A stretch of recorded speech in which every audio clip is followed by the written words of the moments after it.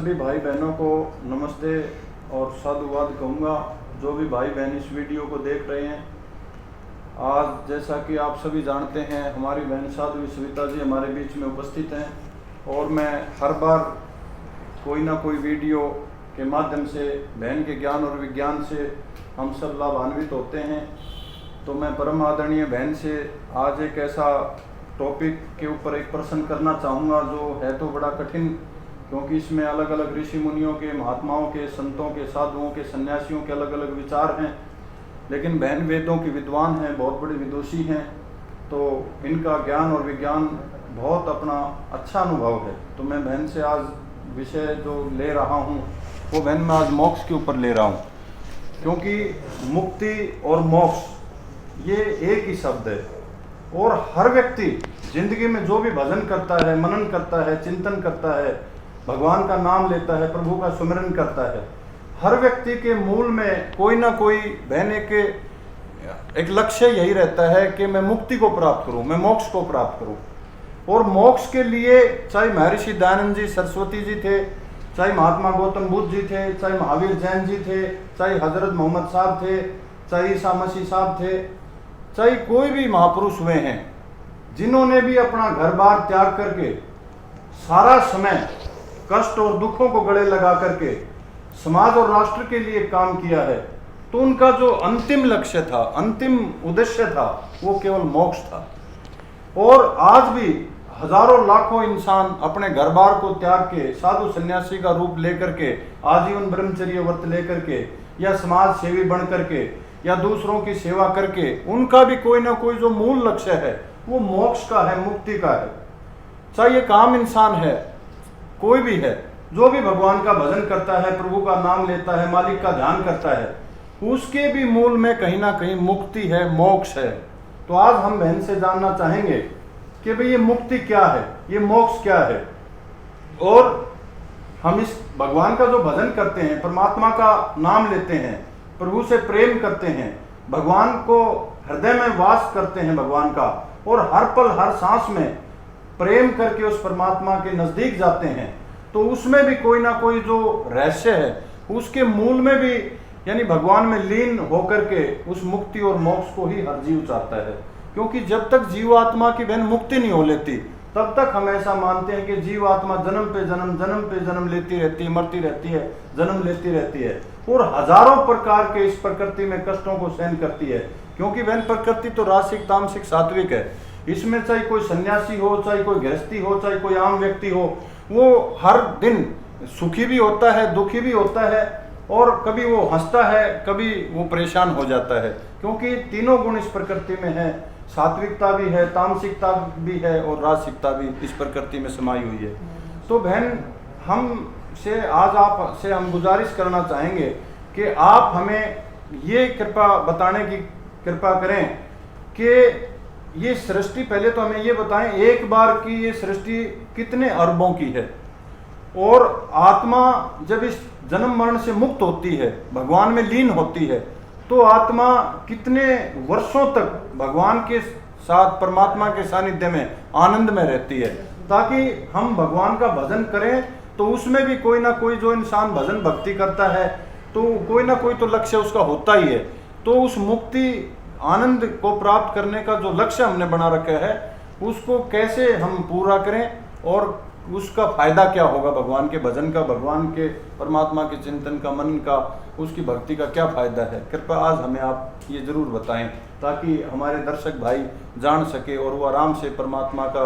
भजन भक्ति कर सकें। तो साध्वी सविता जी, सबसे पहला तो आपका गौशाला आने पर बहुत बहुत धन्यवाद है, मेरी तरफ से साधुवाद है, और इस गौशाला के सभी की तरफ से भी आपका बहुत बहुत धन्यवाद है। आप आए और इतने अच्छे जो टॉपिक हैं, जो इतनी अच्छी जो बातें हैं, आप इन पे फिर पुनः विचार कर रहे हैं, तो बहुत अच्छा लगता है आपकी बातें सुनकर।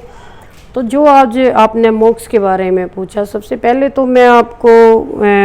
स्वयं का जो मैंने अनुभव किया है वही मैं आपके बीच में रख रही हूँ। मैं बहुत सारी ऐसी जगह गई हूँ जहाँ पे कभी किसी तीर्थ स्थान पे, कभी किसी तीर्थ स्थान पे, कभी किसी तीर्थ स्थान पे, तो मैंने बहुत सारे, तो ये जो अपनी जो सात्विकता है, जो अपने हम किसी भी तरीके से किसी को भी मान लेते हैं, जैसे हम कहते हैं कि कृष्ण जी भगवान है, कभी हम कहते हैं कि राम जी भगवान है, कभी हम किसी हनुमान जी की पूजा करने लग जाते हैं, तो ये हमें जैसे एकदम भ्रमित कर देते हैं ये सभी, क्योंकि वास्तविक जो परमात्मा है उसका तो हमें पता ही नहीं रहता कि भाई परमात्मा कौन है। तो इसीलिए हम सभी भ्रमित हुए पड़े हैं जगह जगह, भाई कोई किसी की कर रहा, कोई किसी की, तो वहाँ से हम संतुष्ट नहीं होते, तो हम फिर मान लेते हैं कि भाई आज हम काली माई की पूजा करेंगे, फिर भी दिल हमारा संतुष्ट नहीं होता, तो फिर हम कहते हैं कि भाई शेरा वाली माता की पूजा करेंगे, फिर भी दिल संतुष्ट नहीं होता 2 4 10 महीने करके, क्योंकि हम अपने कर्म पे कभी भी नहीं ध्यान देते कि हम कर्म कौन सा कर रहे हैं। अगर जो हमें कर्मों पे ध्यान हो जा तो ना तो हमें दुर्गा पूजने की ज़रूरत रहती है, और ना हमें काली पूजने की ज़रूरत रहती है, ना हनुमान पूजने की ज़रूरत रहती है, ना किसी आपका अर्थ ये है कर्म से मुक्ति होगी, बिल्कुल यानी सत्य शुभ कर्मों से। जी, तो हमें कर्म ऐसे करने चाहिए। सबसे पहले तो हमें ये पता होना चाहिए कि भाई हमारे देवता क्या है। देवता जैसे हम किसी भी महापुरुष को हम देवता मानते हैं, तो क्यों नहीं हम अपने माँ बाप की पूजा करें उस देवता की जगह, जिसने जन्म दिया, जिसने इस संसार में आने का हमें मौका दिया, इस संसार में आके हम अच्छे कर्तव्य कर सके, जो हमें दिन रात सिखाता है, जो हमें बताता है, जो हमें गिल्ले कपड़ों में से उठा के सूखे में सुलाता है, और फिर जो 24 घंटे कष्ट उठा के हमें सुख देता है, तो उनको क्यों नहीं हम देवता मानते, जो हम इन महापुरुषों को देवता मानते। दूसरा, जैसे कि हम अपने माता पिता से भी सारी चीज़ें हम अपने उनको भी ले सकते हैं। दूसरा जो है कि भाई हमें मोक्ष,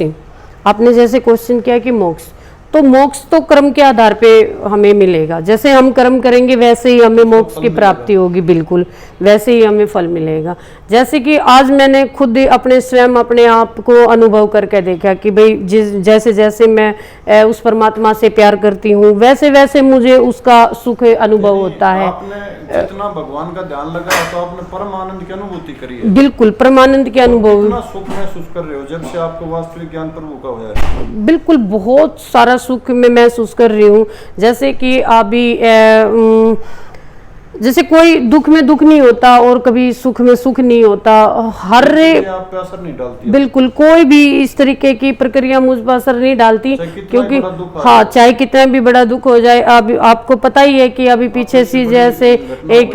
परिवार में घर में इतनी बड़ी दुर्घटना हो गई थी कि उस आप पर असर नहीं डालती, नहीं अब असर नहीं डालती, क्योंकि उस परमात्मा से प्यार इतना हो चुका है, उस परमात्मा के बारे में पता चल चुका है कि भाई जो मूर्ति पूजा करती थी तब कितनी परेशानी रहती थी, तब तो परेशानी ये रहती थी कि भाई हाय वो मर गया, हाय वो चला गया। लेकिन अब जैसे ही परमात्मा का वास्तविक ज्ञान हुआ है तो ये पता चला कि भाई सभी ने जन्म लेके तो सभी ने एक दिन वहीं जाना है, लेकिन जाने से पहले हम कुछ अपने,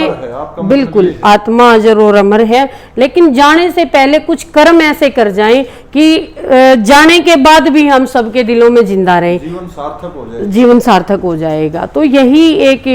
मुक्ति का जैसे कई बार प्रश्न उठता है कि भाई ये सृष्टि कितने करोड़ों वर्ष की है। ये सृष्टि जो अपनी है ये 4 अरब साल पहले की है, और ये बात बहुत गहरी बहन ने बताई, अभी आपको जान करके खुशी होगी कि जो सृष्टि और ब्रह्मांड जिसको परमात्मा बनाता है वो 4 अरब का है जी, और लगभग मेरे ख्याल से अभी 2 अरब अभी हुए नहीं है पूरे, नहीं अभी पूरे, हाँ, और अभी तो 2 अरब कुछ करोड़ कुछ लाख साल अभी बचे हुए हैं, और ये चलेगी इतने जैसे ही हमारी आत्मा जो है वो अगर जो मुक्ति में चली जाती है, प्रार्थना करना चाहूंगा बहन आपसे कि मोक्ष जब होता है तो आत्मा कितने अरबों आनंद में रहती है, मैं ये जानना चाहूंगा, क्योंकि मैं नहीं है बल्कि सभी दर्शक जानना चाहते हैं। हाँ, सृष्टि जैसे 4 अरब की है तो ऐसी ऐसी हमारी जो आत्मा जो जब मोक्ष में होती है तो वो ऐसी ऐसी तो 35,000 बार सृष्टि बनती और बिगड़ती है, इतनी बार